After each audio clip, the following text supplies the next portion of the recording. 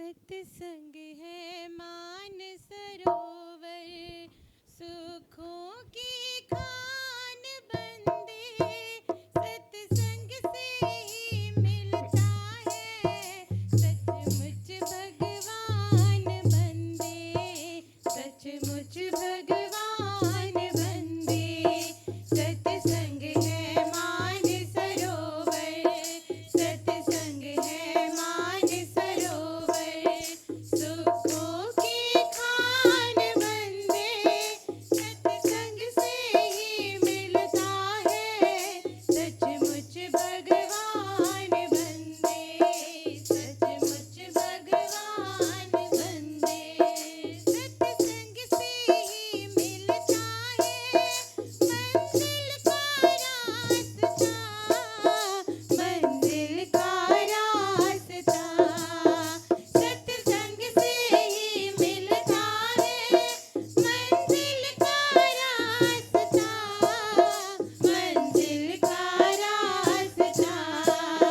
इस मंजिल के राही को जग से क्या वास्ता, जग से क्या वास्ता। इस मंजिल के राही को जग से क्या वास्ता, जग से क्या वास्ता। सत्संग है बहती गंगा, सत्संग है बहती गंगा, कर ले स्नान बंदे, सत्संग से ही मिलता है सचमुच भगवान बंदे, सचमुच भगवान बंदे। सत्संग है बहती गंगा, सत्संग है बहती गंगा, कर ले स्नान बंदे, सत्संग से ही मिलता है सचमुच भगवान बंदे, सचमुच भगवान बंदे। सत्संग है मान सरोवर, सत्संग है मान सरोवर, सुखों की खान बंदे, सत्संग से ही मिलता है सचमुच भगवान बंदे, सचमुच भगवान बंदे। सत्संग ही सच्चा सौदा है, सच्चा व्यापार है, सच्चा व्यापार है। सत्संग ही सच्चा सौदा है, सच्चा व्यापार है, सच्चा व्यापार है। परमार्थ के प्रेमी का सच्चा आधार है, सच्चा आधार है। परमार्थ के प्रेमी का सच्चा आधार है, सच्चा आधार है। सत्संग के संग से मिलती, सत्संग के संग से मिलती, सच्ची दुकान बंदे, सच्ची दुकान बंदे, सत्संग से ही मिलता है सचमुच भगवान बंदे, सचमुच भगवान बंदे। सत्संग के संग से मिलती, सत्संग के संग से मिलती, सच्ची दुकान बंदे, सत्संग से ही मिलता है सचमुच भगवान बंदे, सचमुच भगवान बंदे। सत्संग है मान सरोवर, सत्संग है मान सरोवर, सुखों की खान बंदे, सत्संग से ही मिलता है सचमुच भगवान बंदे, सचमुच भगवान बंदे। सत्संग तो उस वैकुंठ से बढ़कर सुखदाई है, बढ़कर सुखदाई है। सत्संग तो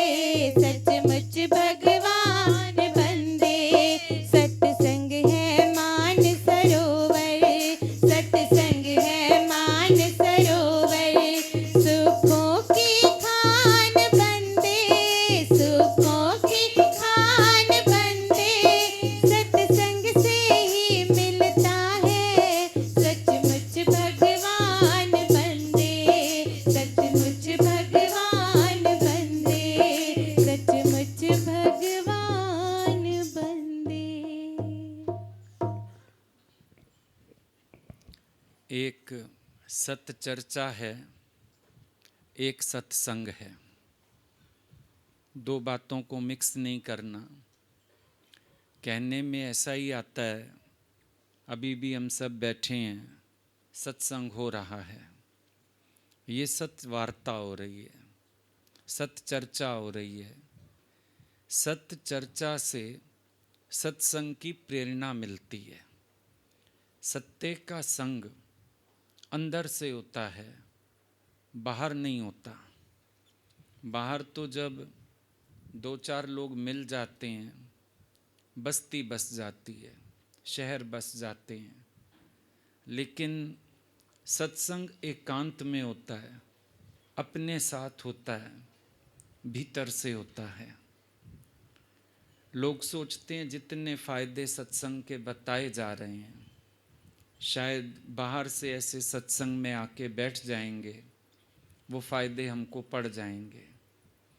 जैसे स्कूल में आप गए, जो पढ़ाया गया घर जाके रिफ्लेक्ट नहीं करेंगे तो काम नहीं बनेगा। ट्यूशन्स भी रखते हैं, होमवर्क भी करते हैं, सेल्फ स्टडी भी करते हैं, तब जाके पढ़ाई दिमाग में बैठती है।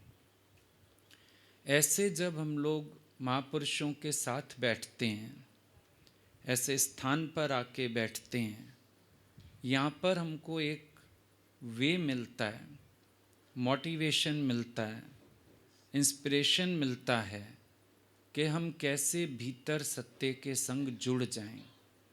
सत्संग वहाँ शुरू होता है जब आप अंदर से अपने विकारों से अलग होते हो, अपनी माया से अलग होते हो, अपने झूठ से अलग होते हो, जब आपकी प्रकृति हंस वाली बनती है।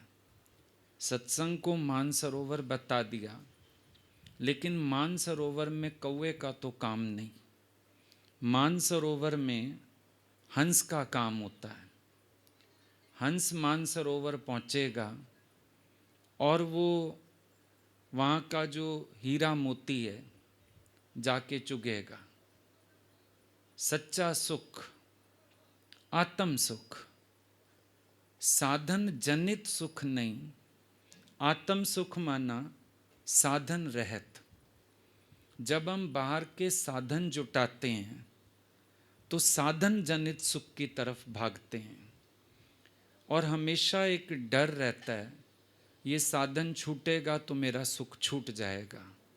डिपेंडेंसी हो जाती है और आसक्ति भी हो जाती है, ममता भी पड़ जाती है और गुलामी भी हो जाती है, क्योंकि सुख वहाँ से आता हुआ महसूस कर रहे हैं।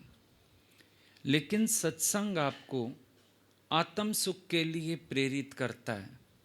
जो सुख आए फिर नहीं जाए, उसका करो विचार।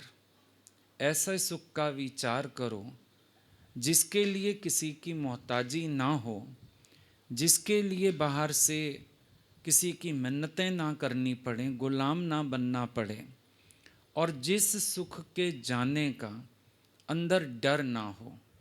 संसार का जितना भी सुख है, सबके जाने का डर है। बेटे का सुख है, उसके मरने का डर है। पति का सुख है तो करवा चौथ रखना पड़ेगा भाई, चला ना जाए। पदार्थ हैं तो डर लगता है, प्रेयर्स भी करते हैं, भगवान और दो या ना दो, जो दिया है कम से कम ये सलामत बना रहना चाहिए। क्योंकि अंदर एक खौफ है कि अब मैं इनके सिवाय चल नहीं पाऊंगा।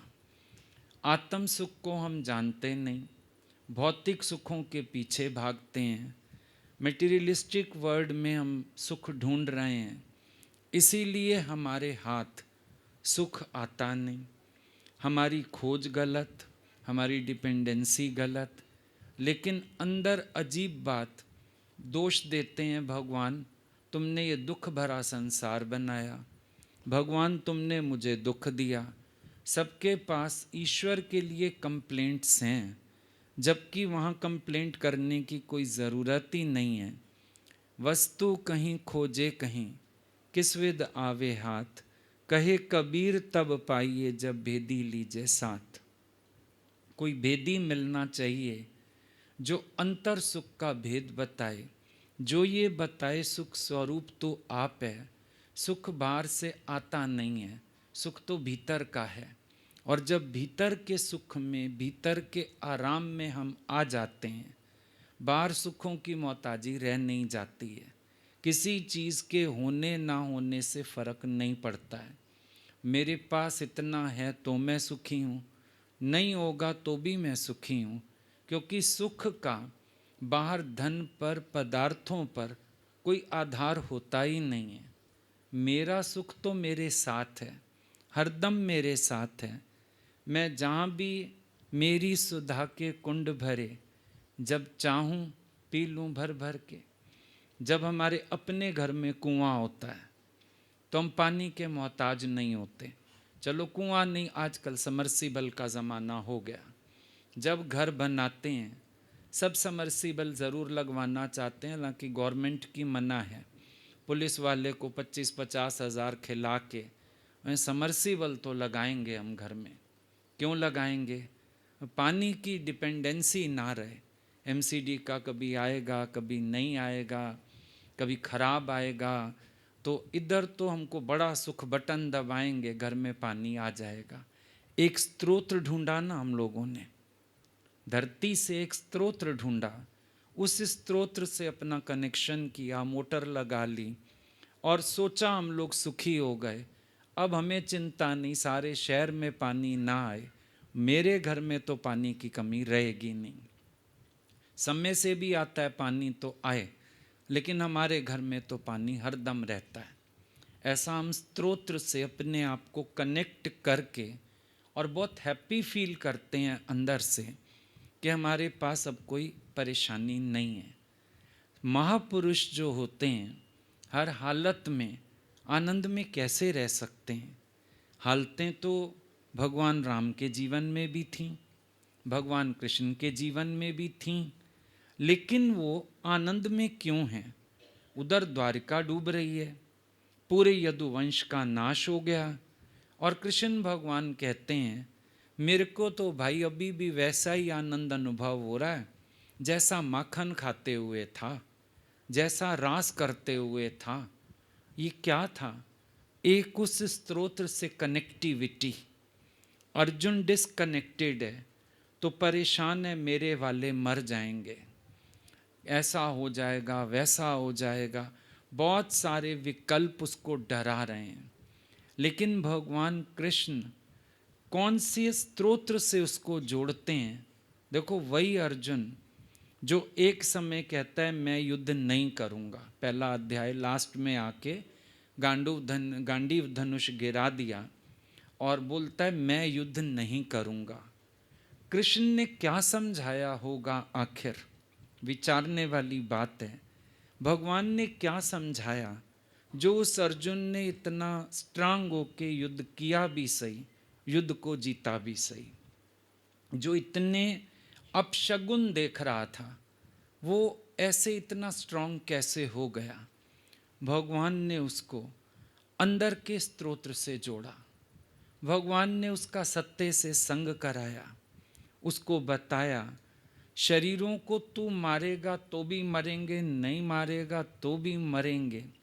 जो आत्मशक्ति है वो अमर है, जिससे शस्त्र काटे न अग्नि जलाए, गलाए न पानी न मृत्यु मिटाए, वही आत्मा सच्चिदानंद में हूँ। ज्यों भगवान ने उसको सत्य से जोड़ा। दादा भगवान से पूछा था किसी ने, दादाजी जो अर्जुन मना कर रहा था आखिर उसने युद्ध क्या किया, क्या समझा? बोला सिर्फ ये जो दूसरे अध्याय में भगवान ने आत्मा का ज्ञान सुनाया, उस आत्म ज्ञान के बोध से अर्जुन के संशयों की निवृत्ति हो गई, विकल्पों की निवृत्ति हो गई, अर्जुन का आत्म जागरण हो गया, अर्जुन का सच्चा सत्संग हो गया और अर्जुन का बेड़ा पार हो गया, कल्याण हो गया। याद रखना, यहाँ पर जो भी सुनो उसको अपने अंदर जाके रिफ्लेक्ट करना होगा, जीवन में उतारना होगा। अभी अभी भगवान ने बड़ी प्यारी बात बोली थी, आचार्य माना जो आचरण साधने की प्रेरणा दे। आचार्य माना जो तेरे को आचरण तेरा बना दे। सच बात यही है, सतगुरु सच्चे आचार्य हैं जो हमें हमारे आचरण को संवारने की प्रेरणा देते हैं। शास्त्रों में भी ज्ञान है, नो डाउट, ज्ञान है, अच्छा है, लेकिन हमें क्योंकि रोचक वचनों में थोड़ा रुचि होती है, तो हमको स्टोरीज तो पता है, हमको पता है, रामलीला भी पता है, आज ये हुआ कल ये होगा। अगर आपसे पूछा जाए, आपको पता है दशरथ जी को संतान नहीं हो रही थी, यज्ञ किया उन्होंने, फिर प्रसाद मिला, फिर उन लोगों ने खा लिया, उनको 4 बेटे हो गए, फिर वो 4 राजकुमार विश्वामित्र जी ले गए, फिर उन्होंने राक्षसों का नाश किया, वशिष्ठ मुनि के आश्रम में पढ़े, उसके बाद वो वहाँ चले गए गुरु के साथ जनकपुरी में, फिर उनकी शादी हो गई, फिर वो घर आ गए। फिर दशरथ जी चाहते थे मैं राज दे दूं, मंत्रा ने कैकई को भड़का दिया, फिर 14 साल वनवास चले गए। उधर संत 2-3 मिल गए, उधर वो बैठी थी माई शिला बन के, उसका उद्धार हुआ, केवट का उद्धार हुआ, भिलनी से मिलना हुआ, रावण सीता को ले गया, और उसके बाद राम जी उसको मार के आ गए, रामायण खत्म, है ना, खत्म हो गई रामायण। सबको आती है, बहुत अच्छे से आती है, लेकिन हर स्टेप पर रामायण कुछ सिखाती है, उस तरफ हमने ध्यान नहीं दिया। अब आपसे अगर हम ये पूछें, भाई राम जी को ऐसा कौन सा विचार था जो उनको राज तिलक की जगह वनवास मिला और उनको तकलीफ नहीं हुई? घरों में तो आजकल झगड़े ही यही हैं, जमीन जायदाद के, भाई भाई के झगड़े, माँ बाप से झगड़े, हमारा हक, हमारा हिस्सा, हमारी जायदाद। हाँ, राम जी कैसे इतना आराम से छोड़ के जा सकते हैं, मुस्कुराते हुए जा सकते हैं, कैकई से वैर नहीं रखते, कैकई को दोष नहीं देते? ये तो हमने कभी कैच करने की कोशिश नहीं की ना रामायण से। तो ज्ञान तो था, लेकिन हमने कैच करने की कोशिश नहीं की। इवन जिसको झगड़ा करना हो, कहते हैं क्यों, गीता में भगवान ने भी तो झगड़ा कराया। भगवान ने झगड़ा कराया? किसने कहा भगवान ने झगड़ा कराया? ये आपका एटीट्यूड है, क्योंकि आपको लगता है कि मेरे को झगड़ा करना है, मेरे को हक लेना है, तो आपको लगता है हमारे शास्त्र अलाउ करते हैं कि अपने हक के लिए लड़ाई करनी चाहिए। गीता का ज़्यादा से ज़्यादा यही अर्थ निकाल के बैठे हुए हैं, और अर्थ निकाल लेते हैं। भगवान कृष्ण की 16,108 थी, मैंने 2-3 रख ली तो क्या फ़र्क पड़ गया? भगवान कृष्ण की 16,108 थी, तुम्हें पता है 16,000 तो वो गोपियाँ जो नरकासुर की कैद में थीं, भगवान छुड़ा के लाए, घर वाले रखने को तैयार नहीं हुए, भगवान ने उनको अपने महल में शरण दे दी और उनको इतना सुख दे दिया कि वो महारानियों की तरह जीवन जीने लगी। कृष्ण की रानियां नहीं हो गई थी वो। लेकिन बुद्धि हमारी जितनी जाएगी, हम अवतारों को, शास्त्रों को बस उतना समझ के चलेंगे। हमको नहीं मालूम है राइट बात क्या है, पर हम अपने ही अंदर बना बना के बातें, अपने मतलब की बातें चुन के, और हम उसको ज्ञान मान लेते हैं, क्योंकि हमको धारण नहीं करना होता, इस्तेमाल करना होता है। चीज़ों को एक धारण करना, ज्ञान को धारण करना बहुत बड़ी बात हो जाती है। एक व्रत ले लेना, एक संकल्प ले लेना, एक नियम बना लेना, एक संयम की शुरुआत करना अपने जीवन में बहुत बड़ी बात हो जाती है। लेकिन एक होता है हम अपने फायदे के लिए शास्त्रों के ज्ञान का भी सिर्फ ऊपरी ऊपरी इस्तेमाल करते रहते हैं। हम सोचते हैं हमें कोई ब्लेम नहीं करेगा, इसके लिए हम इस तरह की बातें कर लेते हैं, लेकिन वो एकदम यूजलेस बात है, वो ज्ञान नहीं है, वो अज्ञानी हुआ कि हमने अपने आप को कवर करने के लिए किसी शास्त्र की बात कह दी। अर्जुन का पहले त्याग भाव देखो, अर्जुन कितना त्यागी है कि वो कह रहा है मेरे को कुछ नहीं चाहिए। सबसे पहले उसका त्याग देखो। वो युद्ध भी नहीं करना चाहता है। ये तो जब दुर्योधन अड़ गया, भाई अगला मानने को राजी है नहीं, तो भगवान को मजबूरी में 5 गांव मांगने तो भगवान भी गए थे, अगला नहीं माना।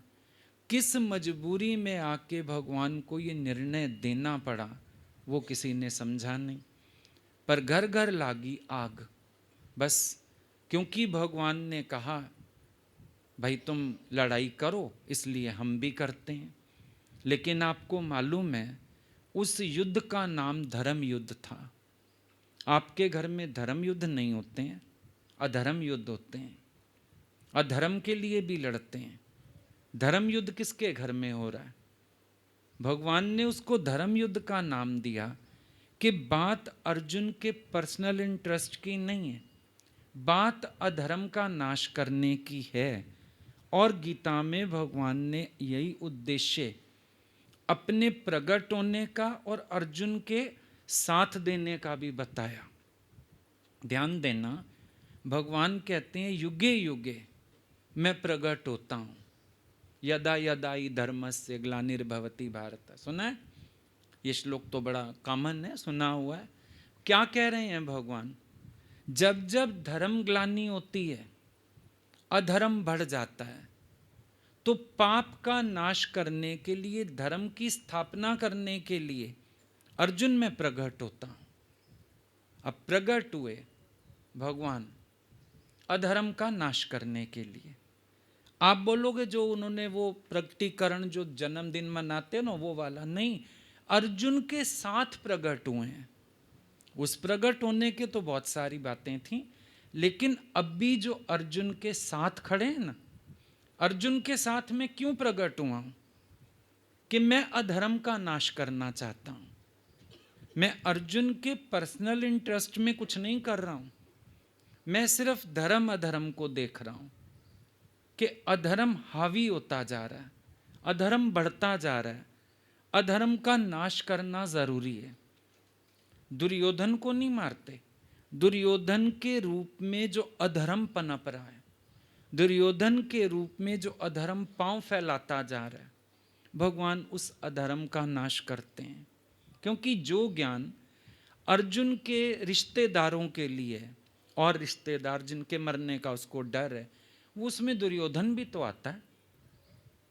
दुर्योधन के लिए भी यही बात है, शरीरों के मरने पर भी आत्मा का नाश नहीं होगा। शरीर है ये तो एक मयाद वाला है भाई, इसको जानना ही है। पंच तत्व को तन रचे जाने चतुर्स जान, जहते उपजय नानका लीनता है में मान। तो ये तो शरीर की तो गतिमति है, तो उसके लिए हम कुछ कर नहीं सकते हैं, है ना। तो वो बात दुर्योधन के लिए भी लागू हो रही है।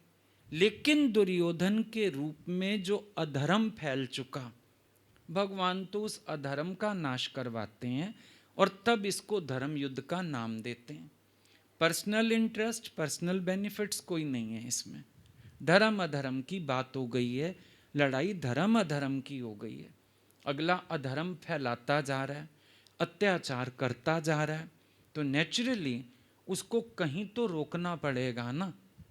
अब सत्संग का अर्थ हुआ चीज़ों को हम अंदर विस्तार से मनन करके समझेंगे और अपने दुर्गुणों से ऊपर उठेंगे, अपने अंदर के विकारों से ऊपर उठेंगे। सत्संग तो वो कहलाएगा जहाँ हमारे पास विवेक शक्ति होगी, वहीं तो विचार शक्ति होगी। विवेक चाहिए ना, बिन सत्संग विवेक ना होई, राम कृपा बिन सुलभ ना सोई। पहले चाहिए विवेक। जब विवेक जागता है विचार चलता है, विचार में सत्य असत का विश्लेषण हो जाता है। वही विश्लेषण कर पाने वाला जिज्ञासु हंस कहलाता है, वो हंस है। और मानसरोवर, ये मत सोचना एक पर्टिकुलर स्थान मानसरोवर है, या तो आपका हृदय मानसरोवर है, और नहीं तो ज्ञानी के लिए तो पूरा जगत ही मानसरोवर है, जिसको हीरे चुनने आ गए। अब भगवान राम को क्या समझ आया था जो उन्होंने कैकई को दोष नहीं दिया, झगड़ा नहीं किया। आजकल का बच्चा होता वो बाप को क्या कहता, आपने वरदान दिए, आपकी हेडेक, मैं क्यों बीच में इन्वॉल्व हूँ। मेरे नाम पे काहे को उसको वरदान दे रहे हो भाई? मैं नहीं जा रहा, जाना है तो आप अपनी बीवी को लेके चलो यहाँ से, मैं कहीं नहीं जा रहा। आजकल के बच्चे होते तो ऐसा बोलते। राम जी ने क्या रीजन दिया? मैंने अपने मन को वन के सुखों की ओर आकर्षित कर लिया। अब पॉइंट तो ये समझना था रामायण में से, पॉइंट ये समझना था कि वो कहते हैं मैंने अपने मन को वन के सुखों की ओर आकर्षित कर लिया। अभी से मेरे को ये लोग फंसा देंगे भोग विलास में, महलों के सुख में और बाल बच्चे पैदा करने में, पर अभी तो मैं वन में जाऊंगा, संतों से मिलाप होगा, सत्संग होगा, मेरे को अपने जीवन को सफल करने का मौका मिलेगा, सुमिरन भक्ति का समय मिलेगा। इधर बिजीनेस में समय बचता नहीं। अपने मन को वन के सुखों की ओर आकर्षित कर लिया। यानी सत्संग का मतलब हुआ कि जब जब आपके सामने कुछ विपरीत आता है, नेगेटिव आप होते हो, आप अपने भीतर पॉजिटिविटी को ढूंढ पाओ ना, ये सत्संग हुआ। उसी विपरीत परिस्थिति से प्रीत करने के लिए उसी प्रतिकूलता में कोई अनुकूलता तो ढूंढो, ये सत्संग हो गया। आपने नेगेटिविटी में से पॉजिटिविटी ढूंढ निकाली, ये हो गया आपका सत्संग। अब बचपन से सुनते आ रहे हैं कि हर जो बादल होता है उसके चारों तरफ सिल्वर लाइनिंग होती है, सुना है ना बचपन से। पर जब जब हमने बाहर देखा, हमने क्या देखा? आज काले बादल हैं, सिल्वर लाइन पे ध्यान ही नहीं दिया। बचपन से ही ये प्रोवर्ब पढ़ते आए, सुनते आए, इम्तिहान में भी लिख के आए थे, पास भी हुए थे, लेकिन प्रैक्टिकल नहीं हुए हम इन बातों पे। तो सत्संग माना जो आपको प्रेरणा देता है प्रैक्टिकल होने की। थ्योरी में ज्ञान पता होने से कुछ भी नहीं होता, प्रैक्टिकल होना चाहिए। आपकी लाइफ प्रैक्टिकल होनी चाहिए, आपको विचारों में पता होना चाहिए, what's right and what's wrong मालूम होना चाहिए। क्योंकि जब हम उंगली उठाते हैं सामने, गलत कहते हैं हम सामने, हम अपने आप को जांचना भूल चुके होते हैं। जबकि सत्संग कहता है पहले अपनी चेकिंग, सेल्फ इंक्वायरी, अपने आप को देखो। अब लेडीज अक्सर कंप्लेंट करती हैं, मेरे हस्बैंड ने आज क्रोध किया। भगवान बोलते थे पहले देखो उसको क्रोध करना क्यों पड़ा, तूने क्या गलती करी? तुम्हें पता है उसको 8 बजे जाना है, तुम्हारा 7:45 बजे, 7:30 बजे नाश्ता रेडी हो जाना चाहिए, टिफ़िन रेडी हो जाना चाहिए। अब तुम 8 बजे भी उसको बोलोगी 5 मिनट रुको, तो गुस्सा ही करेगा ना। कारण क्यों बना वो ढूंढो ना जाके। वो जैसे आदमी को कहीं जाना था, हस्बैंड वाइफ को, तो बीवी को आवाज़ लगाई, अब और कितनी देर है? बोला 1 घंटे से कह रही हूँ ना, 2 मिनट में आ रही हूँ, चुप नहीं रह सकते हो। अब ऐसे में बेचारा क्या करेगा? क्रोध ही आएगा ना। कभी कभी हम ये तो पकड़ते हैं कि सामने वाले ने ऐसा किया, ये पकड़ना भूल जाते हैं किस मजबूरी में किया होगा। हमने मजबूर तो नहीं बना दिया, हमारे भी तो मिस्टेक्स रहते हैं ना। जिसकी कभी हमारा वे ऑफ टॉकिंग अच्छा नहीं है, कभी हमारी हलचल है, कभी हमारी गलती है। जहाँ गलती है फ़ौरन उसको एक्सेप्ट करो एंड से सॉरी। तो अगला क्या कहेगा तुम्हें? कुछ भी नहीं कर पाएगा। जी मैंने गलती मान ली अपनी। लेकिन हम बहस करेंगे, शोर करेंगे, आवाज़ें करेंगे, हलचल करेंगे, बात नहीं बनेगी। सत्संग आपको कहता है सेल्फ इंक्वायरी करो, बाहर इंक्वायरी मत बिठाओ। आप हर चीज़ का बाहर इंक्वायरी ऑफिस बड़ा अच्छा बिठा लेते हो, मजमा लगा लोगे, गलतियां ढूंढनी शुरू करोगे, दूसरे को गलती दिखानी शुरू करोगे। वो नहीं, सत्संग कहता है अपनी चेकिंग पहले करो। मेरे अंदर कहाँ दोष है, मैं उस दोष का निवारण करूं। और जब ये आदत बन जाती है अपनी गलती ढूंढने की, अपनी भूल पहचानने की, उसके बाद आप देखोगे जो आपको बाहर लोगों से परेशानी थी खत्म हो जाएगी, जो आपको परिस्थितियों से परेशानी थी खत्म हो जाएगी। आपका अंदर वाला खुद मानेगा अगर मेरा ख्याल मुझे तंग ना करे, निराकार परमात्मा भी मुझे तंग नहीं कर सकता है। तो अपना ख्याल मेरा दुख का कारण है। मैं अपनी परेशानियां, अपने गलत एटीट्यूड्स के कारण अपने सामने ले आता हूं। क्योंकि देखो, जितना मर्जी आप लोग शिकायत करो, एक बात फिर भी पक्की है, आज अगर आपको कहा जाए किसी से किस्मत बदल लो, आप नहीं बदलोगे। आपको लगेगा नहीं, पता नहीं उसका धन दौलत सब दिख रहा है, अंदरूनी पता नहीं क्या है। कोई उसको कैंसर वैंसर होना हो, खाम खा मैं मोल ले लूं बीमारी उसकी। अब भी अगर आपको बोलें कि चलो जो आपको अच्छा लग रहा है उससे किस्मत बदल लो, आपको एक बार डर लगेगा कि मुझे ऐसा नहीं करना चाहिए, क्योंकि कहीं ना कहीं आपको पता है आप लाखों करोड़ों से बेहतर हो, और आपको ये भी पता है आप अपने साथ बहुत अच्छे एडजस्ट हो। अब ये तो सिर्फ जो बाहरी सुख नज़र आते हैं ना दूसरों के, इंसान उन सुखों को देख के रीस करना चाहता है, लेकिन केवल सुख तो नहीं मिलेगा ना, दुख तो साथ मिलेगा। ये अंतर है। सांसारिक सुख दुख अपने साथ लेके आएगा, आत्म सुख में दुख की गुंजाइश नहीं। जो भी सुख हैं संसार के, वो अपने साथ दुख लेके ही आते हैं। संपदा और आपदा, देखो सगी बहनें हैं, अब बहनें तो एक दूसरे के घर आई जाएंगी, तो जहाँ संपदा होगी आपदा भी आएगी। हम ये तो नहीं कह सकते आपदा नहीं आएगी, हम ये तो नहीं कह सकते, संसार पूरा द्वंद्वी जोड़ों से बना हुआ है। आप एक को स्वीकारना चाहते हो, दूसरे को नहीं स्वीकारना चाहते हो। मान स्वीकारना चाहते हो, अपमान नहीं स्वीकारना चाहते हो। सुख स्वीकारना चाहते हो, दुख नहीं स्वीकारना चाहते हो। अच्छा स्वीकारना चाहते हो, बुरा नहीं स्वीकारना चाहते हो।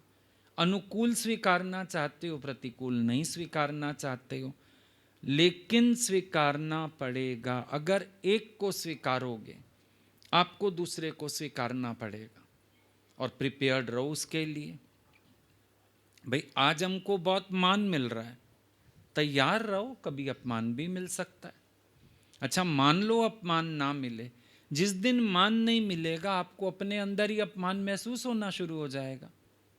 ये भी तो एक मुसीबत वाली चीज है ना, कि आपको लगता है मेरा इज्जत होवे, मेरी बहुत इज्जत है, चलो ठीक है माना, किसी ने बेइज्जती नहीं की लेकिन इज्जत नहीं दी, तो आप तो यही कंक्लूजन निकालोगे मेरी बेइज्जती कर दी, बेइज्जती कर दी मेरी।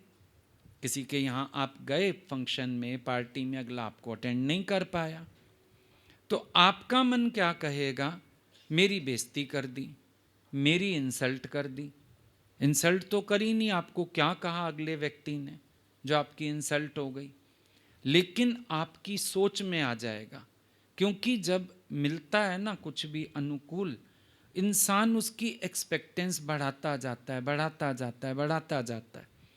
एक बार इज्जत मिलती है, दो बार मिलती है, अब हमें हर जगह आशा हो जाती है इज्जत मिलनी चाहिए। सुख के साधन बनते हैं, सुख मिलना शुरू होता है, अब हमें आदत हो जाती है सुख मिलने ही चाहिए। थोड़ा सा ही अभाव होता है, हम एडजस्ट नहीं कर पाते। कभी कहीं बाहर चले जाओ, डेस्टिनेशन वेडिंग में चले जाओ, कहीं चले जाओ, अब आपके अनुसार सुख नहीं है तो आप उलझ जाते हो, आदत खत्म हो गई। अब एक्चुअली ना मुझे आदत नहीं रह गई, तो तुमने अपनी आदत खुद बिगाड़ रखी है ना। टाइम टू टाइम तुम्हें अपने मन को हर परिस्थिति के लिए ट्रेन करना ही चाहिए। कभी घर में सुख होते हुए भी ना स्वीकार के देखो, गाड़ी खड़ी है रिक्शा में भी चल के देखो, क्या हो गया फिर, कौन बड़ी बात है।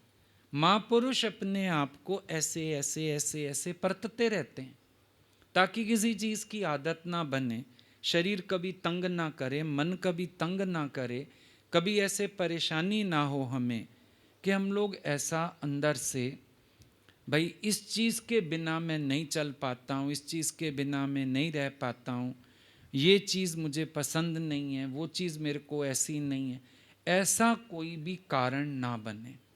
उसके लिए हमेशा हमें अंदर से अपने को प्रिपेयर करना चाहिए ना। अब हम लोग तो आदती होना शुरू होते हैं, तो आदत जो बनाई उसका आधार बना लिया, आदतें बढ़ते बढ़ते आधार बन गई। अब आधार बन गई तो परेशानी खड़ी हो गई। अब अंदर वाला रोता है, अब अंदर वाला परेशान होता है, अब अंदर वाला हलचल में आता है। तो नेचुरल सी बात है भाई। सत्संग कहता है आप सेल्फ बैलेंसिंग में रहो, समता भाव, समत्व योग, ये ज़रूरी में ज़रूरी बात है। हर चीज़ के तो हम आदती हो चुके हैं। देखो अभी पीछे हम लोगों ने 2 दिन मोबाइल फ्री डे रखा। भाई जो लोग भी आना चाहते हैं आएँ, रहें, और मोबाइल यूज़ करने की इजाज़त सत्संग में तो वैसे ही नहीं होती है, ऑफ करके ही बैठना होता है, पर मोबाइल फ्री डे। कितनों ने तो बोला हमने सुख अनुभव किया, लेकिन कितनों ने बोला हमको उलझन भी हुई। सच्ची सच्ची बात करी सबने आके, क्योंकि आदत पड़ चुकी, इतनी आदत हो गई, इतनी आदत हो गई। इंसान एक टके वाली इतनी सी चीज़ का भी गुलाम, उसके बिना भी नहीं चला जाता, 10 मिनट नहीं बैठा जाता। निकालें देखें मैसेज तो नहीं आया किसी का, कॉल नहीं आया फलाने का। कितना हम एक एक एक एक चीज़ पे आधारित नहीं होते जा रहे हैं। मतलब बच्चे के बिना जी जाएंगे, मोबाइल के बिना नहीं जी पाएंगे। मैं किसी को बोलता हूँ अच्छा तुम्हें अकेले बिठा दें, कहते मोबाइल दे दीजिएगा फिर आप पूरा दिन अकेले बिठा दीजिए चलेगा। कमाल हो गई। एक एक चीज़, चाय की आदत देखो वो गुलाम बनाती है। एक एक चीज़ की आदत इंसान को गुलाम बनाती जाती है, बनाती जाती है। मनुष्य जो मन का ईश था, आज वो इंद्रियों का गुलाम, मन का गुलाम, पदार्थों का गुलाम, हर चीज़ की गुलामी आ गई उसके जीवन में, हर चीज़ का गुलाम हो गया। चल नहीं पाता है, रह नहीं पाता है, परेशान हो जाएगा।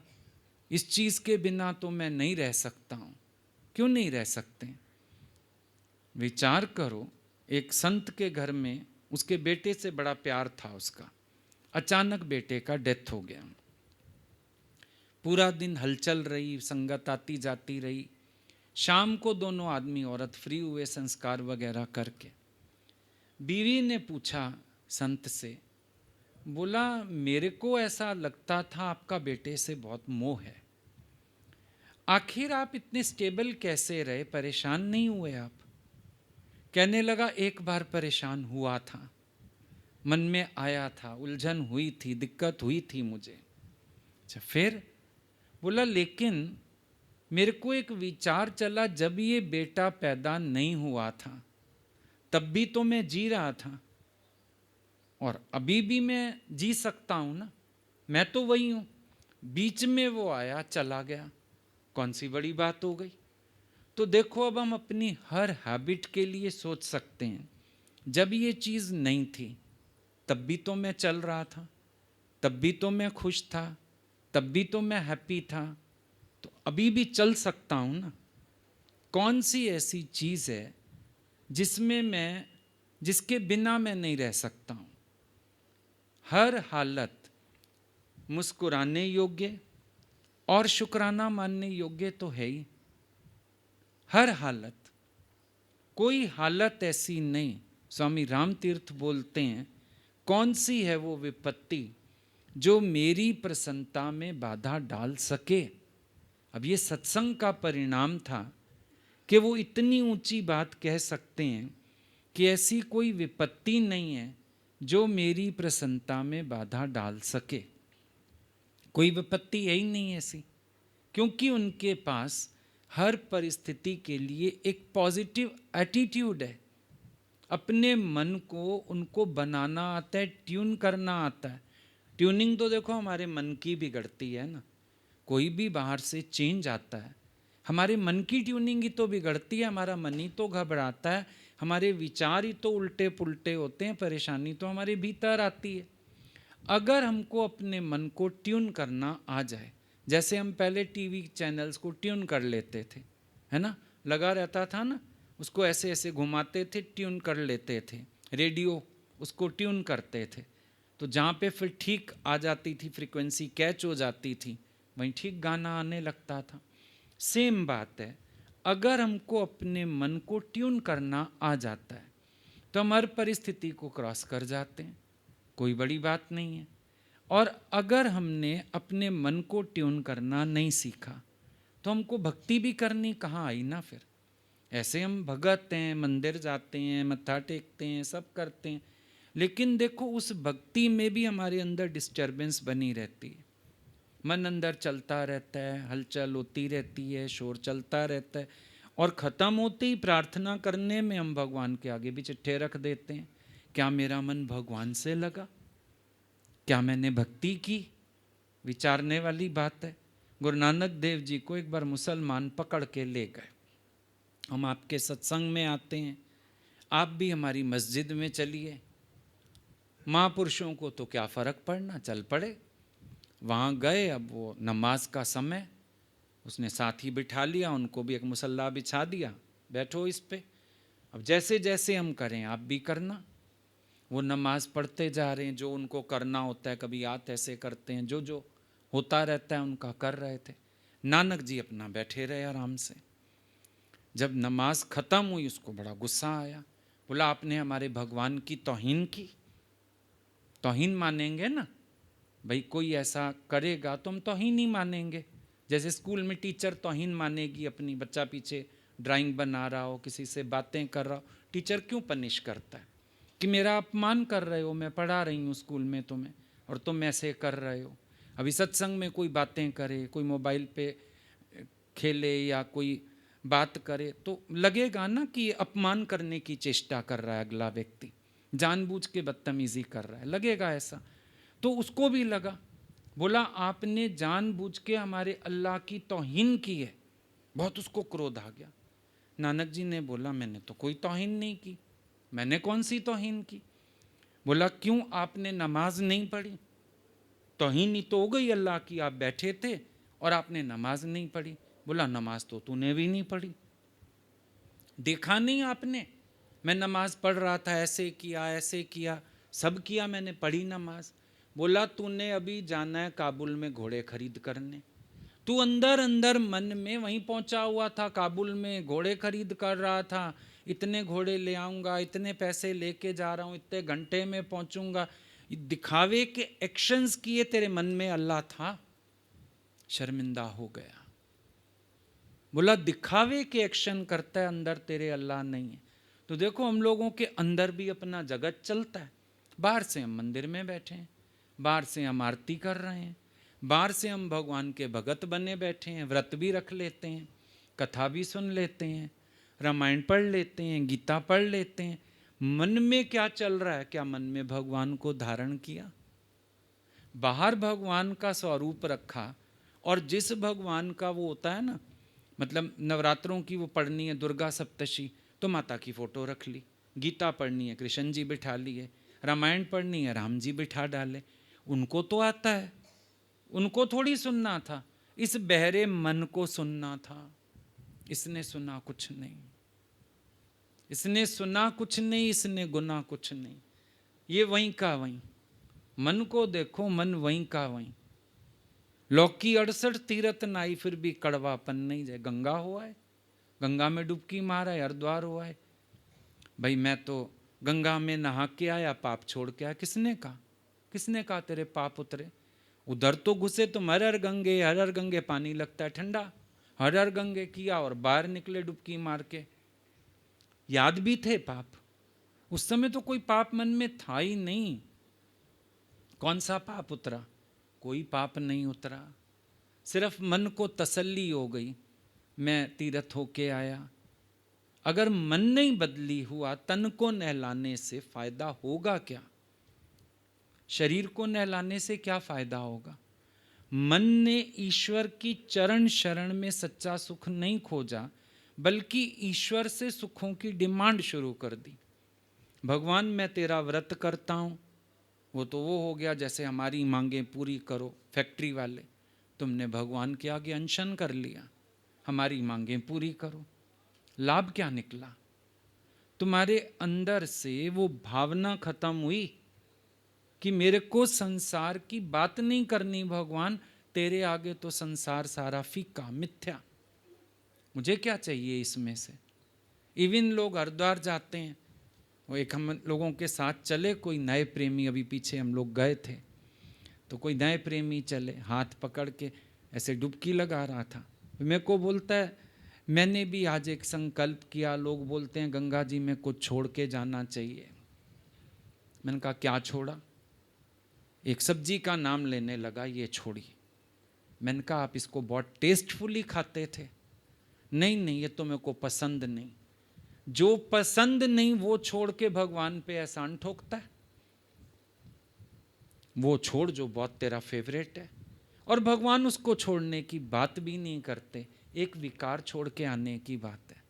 क्रोध छोड़ता हूँ, लोभ छोड़ता हूँ, मोह छोड़ता हूँ, वायलेंस छोड़ता हूँ, ये बात करो। वो नहीं छोड़ेंगे। इवन जो फेवरेट फूड है वो भी नहीं छोड़ेंगे। तो क्या जो तुमने संकल्प किया भगवान के लिए किया? कैसी धोखेबाजी हमारी भक्ति में भी है। सोचा हमने भगवान को देखा दे रहे हैं, एक्चुअली अपने आप को धोखा दे रहे हैं। हम अपने आप को धोखे में रखते हैं, सोचते हैं भगवान को धोखा दे रहे हैं। नहीं, हमने अपने को ठगा ये सोच के कि मैंने भक्ति के नाम पे कुछ किया। भक्ति के नाम पे कुछ करने की ज़रूरत नहीं होती है। भक्ति माना कनेक्ट योरसेल्फ, बस परमात्मा से कनेक्ट हो जाओ, इतना ही भक्ति है। किसी कर्म का नाम भक्ति नहीं है, दान पुण्य का नाम भक्ति नहीं है, लोटी जल की चढ़ाने का नाम भक्ति नहीं है। भक्ति माना आपका अंदर से कनेक्शन हो जाए परमात्मा से, और वो परमात्मा भी कोई आकाश वाला नहीं, कोई अलग नहीं, लेकिन आपका जो कनेक्शन है वो अपने भीतर, अपने सेल्फ से। तेरे घट में भी परमात्मा बैठा है। आप लोग प्लीज़ जिनको मोबाइल चलाना हो बाहर चले जाएं, हमें डिस्टर्ब हो रहा है। ध्यान रखें, तौहीन नहीं करो यहाँ बैठ के भगवान की, अच्छी बात नहीं है। आप जा सकते हैं, यू आर फ्री। तो हमारे भीतर जो कनेक्ट होना चाहिए अपने सेल्फ से। क्यों? परमात्मा बाहर नहीं बैठा, हमारे भीतर बैठा, हमारे घट में बैठा है, बाहर नहीं है। हम सोचते हैं भगवान बाहर, मंदिर में, तीर्थ में, नहीं, वहाँ उनकी मूर्ति। तेरे घट में सबसे पहले अपने अंदर देखो, ये इतना शरीर जो भी इसका वजन है, वॉट एवर है ना, इसको कौन हल्का रख के बैठा है? जब ये मुर्दा हो जाता है उस समय 4 लोगों को भी भारी है उठाना, कंधे बदलने पड़ते हैं बार बार। आजकल तो एम्बुलेंस ही मंगा लेते हैं, भाई डालो मुर्दा, ले चलो, दरवाजे पे उतारेंगे, अंदर ले चलेंगे। अभी तो हम सीढ़ी चढ़ते हैं, पहाड़ चढ़ते हैं, कौन है चलाने वाला? अच्छा, जिस समय ये मुर्दा पड़ा है शरीर, क्या नहीं है? सारे अंग सलामत हैं। क्या नहीं है जो हम कह रहे हैं मुर्दा? हमने नाम रखा अरथी। अरथी माना अभी रथी है, तब हो जाएगा अरथी, जिसका रथी उतर गया, है ना। जैसे अभी फैन सलामत है, लाइट चली जाए, बिजली है तो पंखा चलता हुआ प्रतीत हो रहा है, पर पावर तो लाइट की है, वरना तो ये बेकार है, हमारे लिए जड़ है, मुर्दा है। ऐसे ये शरीर है। तो पहले पहल अगर देखो तो भगवत शक्ति तो आपके घट में है। और बचपन से हम कहते सुनते आए, भगवान कहाँ है? घट घट वासी। अगर हर घट में है, क्या मेरे घट में नहीं है? मेरे घट में भी है। अब अपने अंदर वाले परमात्मा से ही आपको कनेक्ट होना है। बाहर किसी गुरु गोसाई को हाथ पैर जोड़ने से भी कुछ नहीं होगा, ज्ञान थोड़ी लग जाएगा। भाई आप बोलो हाथ जोड़ें, मत्था टेकें, यूजलेस। हमारी बात से फायदा हो सकता है, हमारे शरीर को पूजने से कुछ नहीं मिलने वाला। मेरे पैर छूने से ज्ञान थोड़ी लग जाएगा, हाथ जोड़ने से कुछ हो थोड़ी जाएगा। वाणी गुरु गुरु है वाणी, विच वाणी अमृत सारे। वाणी गुरु कहे सेवक जन माने, प्रत्यक्ष गुरु निस्तारे।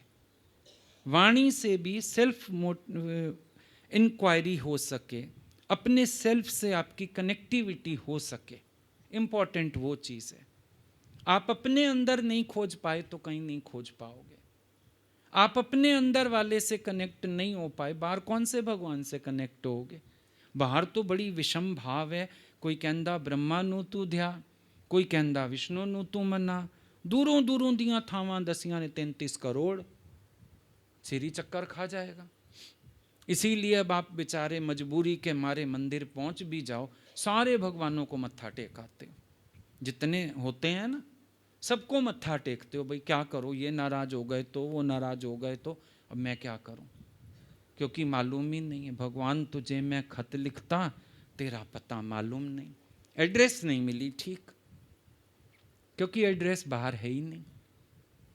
इधर बैठा हूं तेरे ही दिल में हो प्रेमी, जरा गर्दन को अपनी झुका के तो देखो, सिर झुकाया ते रब मेरे नहीं सही हो, मेरा पल पल है रखदा है ख्याल नहीं सही हो, दर्शन पाया ते हो गई या निहाल नहीं सही हो। जब तक भीतर दर्शन नहीं होगा आनंद नहीं आएगा। नाम रूप भगवान नहीं होता है, नाम रूप का दर्शन भगवत दर्शन नहीं होता है। कि हम किसी नाम रूप का दर्शन करके बोले मैंने भगवान का दर्शन किया, वो तो एक समय लीला करने के लिए उन्होंने रूप धारण किया, पर क्या आज वो नहीं है? हम कह सकते हैं कृष्ण नहीं है, हम कह सकते हैं नानक नहीं है, हम कह सकते हैं राम नहीं है। बताओ, कह सकते हो नहीं है? हैं, लेकिन कैसे हैं? शक्ति रूप, आत्म रूप से हैं। जनरेटर, ऑपरेटर, डिस्ट्रॉयर, आपने 3 देवता बना दिए, एक ब्रह्मा है, एक विष्णु है, एक शिव है। लेकिन ब्रह्मा भी आप हैं, अपनी सृष्टि की उत्पत्ति आप ही तो करते हो। एक तो यूं कि सुबह रात को आप सो रहे थे, गहरी नींद, जगत नहीं था, सुबह आप उठे, मैं हूं मेरा जगत, ब्रह्मा होके जगत पैदा किया, बच्चे को जन्म दिया, वहां भी ब्रह्मा हो गए। विष्णु हो के पालना, फिर इस सृष्टि की पालना में खेचल शुरू हो गई, बच्चे को स्कूल भेजना है, इसको ये करना है, उसका वो करना है, काम शुरू हो गए, विष्णु रूप हो गए आप ही। और रात को जब सबको सुला के सो गए, शंकर आप ही हो गए डिस्ट्रॉय। अब गहरी नींद में जगत ही नहीं है, कोई नीचे का बिस्तर भी निकाल ले पता नहीं चलता, ऐसे मुर्दे की तरह बेहोश पड़े। जनरेटर, ऑपरेटर, डिस्ट्रॉयर, तीनों शक्तियां, ब्रह्मा की शक्ति, विष्णु की शक्ति, शंकर की शक्ति, वो भी इधर ही है। तीनों शक्तियां भगवान ने आपके घट में भी प्रकट कर रखी हैं। विचार करो, अपने भीतर से कनेक्ट होना ही सत्संग है, बाहर नहीं है सत्संग। सत्संग भीतर से होता है। बाहर तो हम सिर्फ सत्य चर्चा सुनते हैं, जिससे हमें सत्संग करने में मदद मिलती जाती है, रोज रोज और मदद मिलती जाती है। क्योंकि जिनको आपने भगवान करके भी जाना, उन्होंने भी तो अपना आत्म रूप पहचाना। अर्जुन कह रहे भगवान, आप कह रहे हो सृष्टि के आदि में मैंने मनु को ज्ञान सुनाया, शिवाकू को ज्ञान सुनाया, आप तो अभी थोड़े समय पहले पैदा हुए, हाल ही में जन्म हुआ है आपका। तो क्या बताया भगवान ने? उन्होंने बोला अर्जुन मेरे को तत्व से जान, जो शरीर तेरे सामने प्रकट है ये मैं नहीं हूं, मैं पहले भी था, आज भी हूं, आगे भी रहूंगा। तो कृष्ण अपनी पहचान क्या दे रहे हैं? उन्होंने अपने को जाना। अब देखो, समझो हमने एक किताब लिखी, मैंने उस किताब की कीमत रखी 50 रुपए, कोई मेरे को 100 रुपए दे जाएगा? 40 भी नहीं देगा। जिन्होंने अपने आत्म रूप को पहचाना ना, उन्होंने अपनी वही वैल्यू की, लोगों ने उनकी वैल्यू की। भगवान ने कहा मैं ये देह नहीं हूं, मैं 3 कालों में सत्य। हे अर्जुन, कहां तक अपनी विभूतियों का वर्णन करूं, जड़ चेतन मैं बनाऊं, ये बता दिया उन्होंने। तो इसका मतलब वो ये देह नहीं है, देह के बियॉन्ड जो शक्ति है उसकी बात कर रहे हैं। अब उन्होंने अपने को पहचाना, तो अर्जुन ने उनको पहचाना, फिर धीरे धीरे सारी दुनिया ने पहचान लिया। पर पहले वैल्यू तो इंसान अपनी आप करे। कई लोग घरों में दुखी होते हैं, परेशान होते हैं, तो हम बोलते हैं तुम अपनी वैल्यू खुद करो, अपना स्टैंड खुद लो, तभी तो कोई तुम्हारी वैल्यू करेगा। जो अपनी वैल्यू खुद नहीं करता उसकी वैल्यू कौन करेगा? कोई नहीं करेगा। तो हम भी जब तक ये सोचेंगे मैं तो जीव, मैं तो गंदा, मैं तो बंदा, भगवान मैं नर आप नारायण, तब तक हमारी भी वैल्यू कौन करेगा? हम अपनी वैल्यू खुद ही नहीं कर रहे। हम जबरदस्ती अपने आप को जीव, गंदा, बंदा, पापी, नीच, यही सब अपने आप को टाइटल्स दे के बैठे हैं, और इन टाइटल्स की आड़ में हम और पाप करना चाहते हैं कि मैं तो रोज कहता ही हूँ भगवान मैं तो पापी हूँ, मैं तो नीच हूँ, मैं तो गंदा हूँ। अरे अपने को अच्छा बोलो तो कम से कम बुरा करने में शर्म आएगी। बोलो तो, लेकिन अपने आप को वही कह रखा है। और फिर अंदर वाला बड़ा संतुष्ट है, भगवान जी को तो पता ही है मैं तो हूँ ही पापी, मैं तो हूँ ही गंदा, मैं तो हूँ ही ऐसा। तो ये डीठताई छोड़नी पड़ेगी ना। जबरदस्ती हम डीठ बन के बैठे हैं।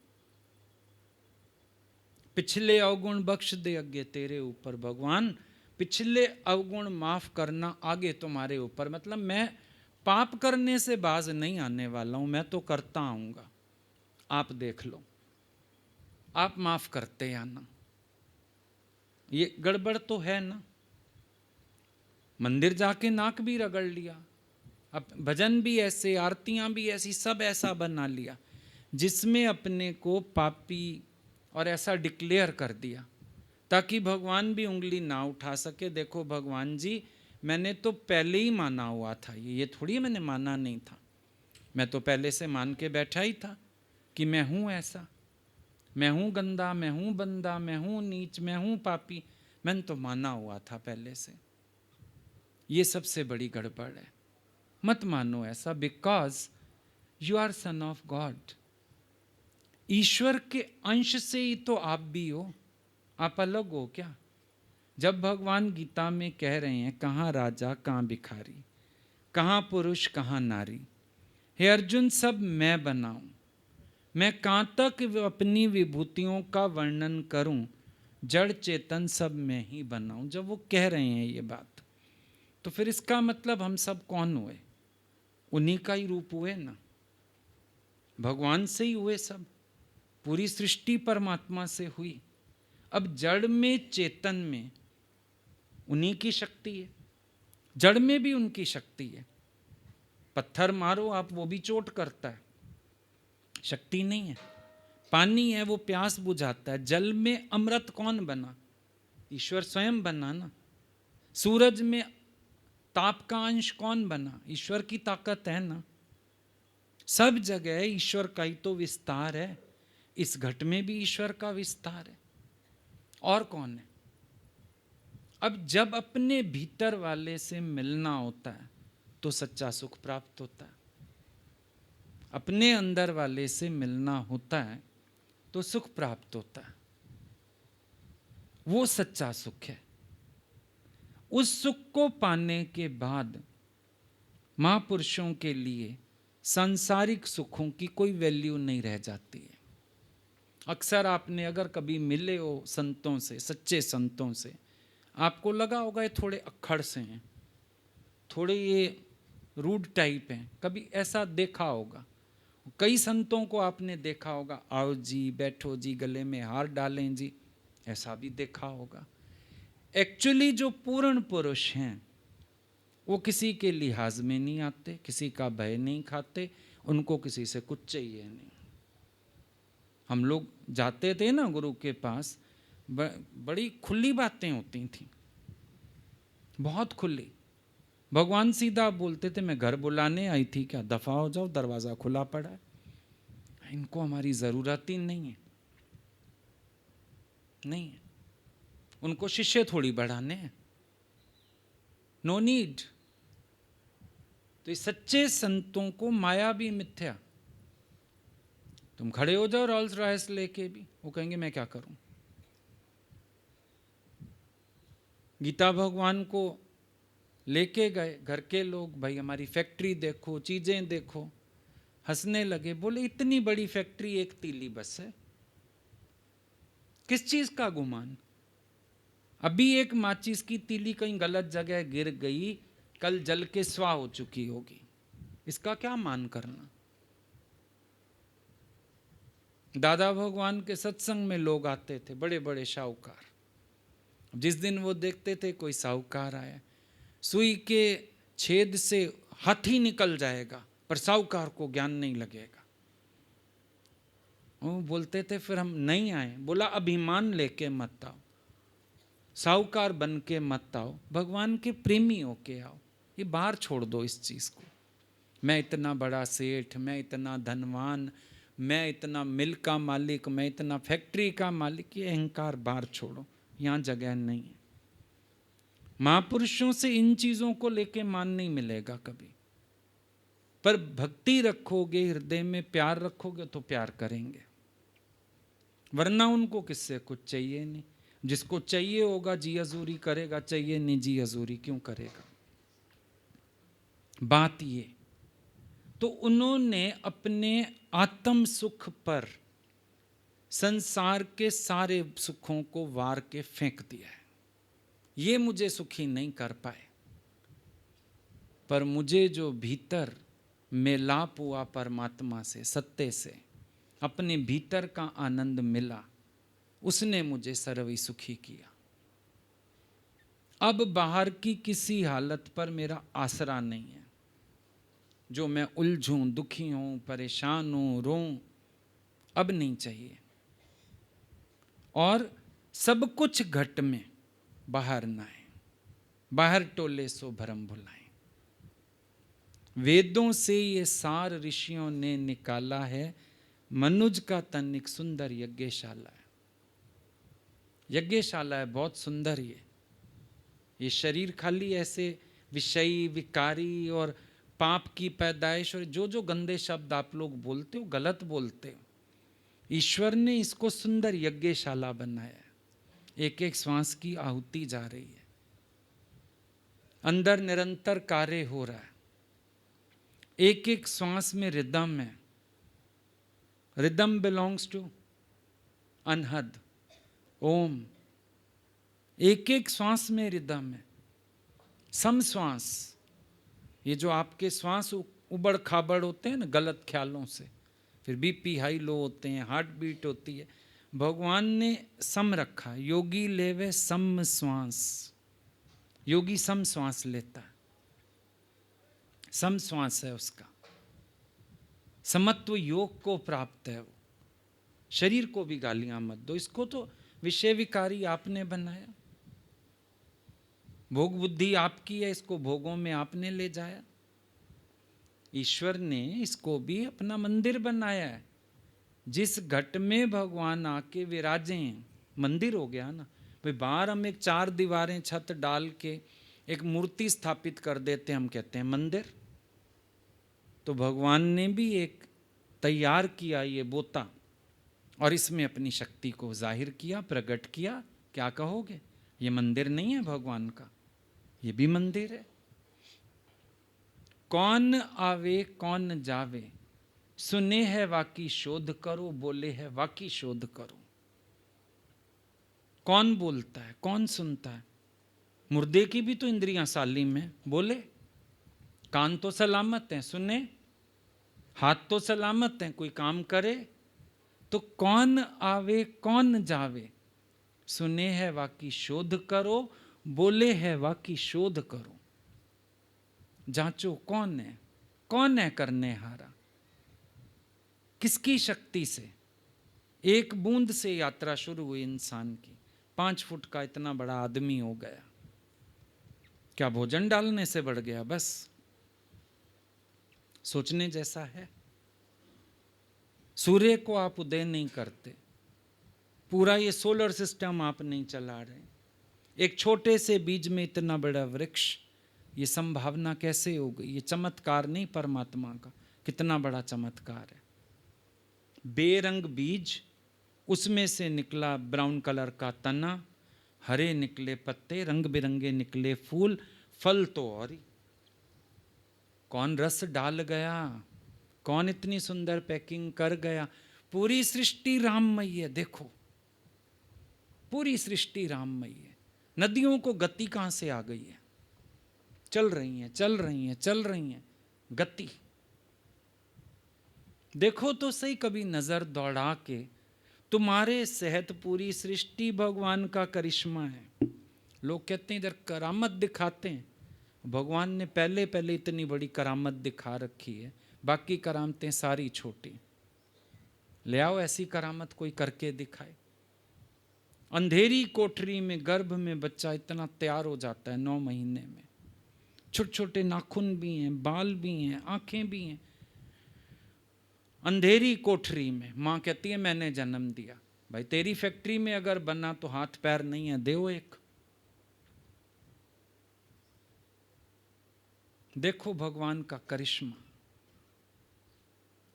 वही भगवान यहां घट में बैठा है, अलग नहीं है, जुदा नहीं है, तेरे से दूर नहीं है। दूर मत बोलो, अल्लाहू अकबर मत बोलो कि दूर है भगवान, नहीं, यही है घट में। दूर मानना अज्ञान है। दूर दूर ढूंढने मत चले जाओ, यहीं बैठा है, तेरे ही घट में बैठा है तो तेरे ही घट में है, नहीं तो कहीं नहीं है। फिर जिन खोजा तिन पाइया, गहरे पानी बैठ। हाँ बौरी बूरंडरी रही किनारे बैठ। जो डूबने से डरा वो किनारे बैठा रहा, जिसने भीतर घोता खाया उसने पाया। तो ये सत्य चर्चा आपको सत्संग की प्रेरणा देती है। ये सत्य चर्चा आपको अपने सेल्फ से कनेक्ट होने की प्रेरणा देती है। गुरु आपकी वृत्ति को हंस वाली वृत्ति बनाता है। हंस बाहर से तो नहीं हो जाओगे, हंस वाली वृत्ति हो जाएगी। हंस की एक खासियत दूध और पानी अलग कर देता है। उसकी चोंच में भगवान ने ऐसा दी है खटास, जब वो दूध में चोंच डालता है ना, दूध फट जाता है, तो वो जो पनीर सा बचता है वो पी जाता है, खा जाता है, पानी पानी छोड़ देता है। एक साधक की हंस वाली वृत्ति होनी चाहिए। सार सार को गेहले, थोथा दे उड़ाए। सार वस्तु को ग्रहण कर ले, थोथा सब उड़ा दे, थोथा सब किनारे कर दे। तो गुरु हमको हंस वाली वृत्ति बना के देता है। कहाँ से हमने क्या लेना है, क्योंकि मनुष्य को ये भी नहीं पता मुझे कहाँ से क्या लेना है। अच्छी जगह से दुर्गुण उठा लाएगा और दुर्गुण वाली जगह से ट्रेनिंग ले आएगा। पिक्चर हॉल में जाएगा, गाना देखाएगा, एक्शंस देखाएगा, फिर घर आके शीशे के आगे एक्शंस कर रहे हैं, गाना गाते हुए चल रहे हैं, दुर्गुण उठा लाएगा। और अच्छी जगह चला जाएगा, वहाँ से कोई ना कोई बुरी बात उठा के ले आएगा, संशय ले आएगा, बात ले आएगा, ये तो हमें पसंद नहीं आया, ये तो बात ऐसे थी, कुछ ना कुछ कचरा उठा लेगा। क्योंकि कौवे वाली वृत्ति है, वो गंध में मुंह मारता है। कौवा है ना, थूक खंगार ऐसा पड़ा हो बलगम, उसमें मुंह मारता है, वो कौवे वाली वृत्ति। तो पहले हमारी वृत्ति थी कौवे वाली, हम गलत चीज़ों में मुंह मारते थे। अभी गुरु बना देता है हंस वाली वृत्ति। पॉजिटिव लेते हैं, अच्छा लेते हैं, अपनी सीखने की बात करते हैं। जैसे दत्तात्रेय जी ने 24 गुरु बना लिए, सबसे सीखते गए, प्रणाम करते गए, बोला मेरे 24 गुरु। इस तरह से तो सत्संग मानसरोवर इसीलिए कहलाता है, जहां हमको अपने भीतर के सच्चे सुख का हीरा मोती मिलता है। लेकिन वो सत्संग आपको अपने से ज़रूर करने का है, अपने साथ ज़रूर बैठना। इधर हम सब सत चर्चा करते हैं, सत्संग सबका अपने अपने साथ है। ये सबको अपनी अपनी कृपा करनी पड़ेगी। जैसे घर जाके अपनी अपनी दवा खाते हैं ना, डॉक्टर से ले आए, अपनी अपनी दवा खाते हैं, ऐसे ही सत्संग से अपने लिए कुछ ले जाएं, मनन करें, विचार करें, अपने अंदर के फालतू के ख्यालों को ख़त्म करने की कोशिश करें। ये जो कंटिन्यूस थॉट परेड अंदर चलती रहती है, चलती रहती, 1 मिनट को भी विचार रुकते नहीं हैं। और ज़रा सा कुछ अपोजिट आ जाए सामने तो फिर तो ये दौड़ और तेज हो जाती है। टेंशन में इंसान देखो इधर घूमेगा, इधर घूमेगा, इधर घूमेगा, बौखलाएगा, क्रोध से आंखें लाल करेगा, चेहरा तमतमा जाएगा, क्योंकि उसको सेल्फ बैलेंसिंग आती ही नहीं है। जरा सी बात पे तो नक उठता है, सोडे की बोतल खोले कैसे बाहर आता है सोडा, ऐसे हालत हो जाती है इंसान की। तो सत्संग आपको सेल्फ बैलेंसिंग देगा, राइट?